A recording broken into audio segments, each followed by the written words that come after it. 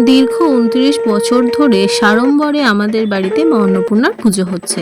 আজ চৈত্র মাসের শুক্লা অষ্টমী তিথি, ইংরাজি ২৬শে মার্চ, বৃহস্পতিবার। পঞ্জিকা দেখে নির্দিষ্ট শুভ সময়ে ঢাক, কাসর, ঘণ্টা, শঙ্খধ্বনি, ধূপ, বরণডালা সহযোগে মা অন্নপূর্ণার ঘটোত্তোলন করা হলো আমাদেরই প্রতিষ্ঠিত পুকুর থেকে। প্রতিষ্ঠিত পুকুর হওয়ায় আমাদের বাড়ির ঠাকুর পুজো এবং বিসর্জন ছাড়াও গ্রামের অনেকের অনেক শুভ কাজ, পুজোর ঘটোত্তোলন, বিসর্জন, বিয়ে বা অন্নপ্রাশনের স্নান এই পুকুরেই হয়।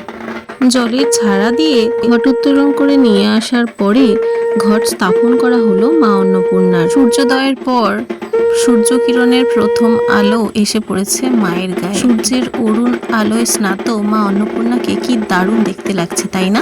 ঠিক একইভাবে ঢাক, ঘণ্টা, শঙ্খধ্বনির মাধ্যমে দোতলার নারায়ণ ঘর নামিয়ে নিয়ে আসা হলো আমাদের কুলদেবতাদের। প্রায় ৩০০-৩৫০ বছর পুরনো আমাদের এই কুলদেবতা শ্রীধর নারায়ণ, সাথে আছেন রূপর লক্ষ্মী, মহাদেব, মা মনসার ঘট, সাথে দুটি কুললক্ষ্মীর হাঁড়ি। একটি হাঁড়িতে থাকে ধান আর একটি হাঁড়িতে থাকে রূপো এবং পেতলের মায়ের সাজ। এরপরে বাপি বসলো ভাঁড়ার পুজোয়। মা অন্নপূর্ণার পুজোর জন্য যা কিছু দোকান বাজার করা হয়েছে সেগুলিকে সামনে রেখে মা অন্নপূর্ণার কাছেই ভাঁড়ারের দায়িত্ব সঁপে দেওয়া।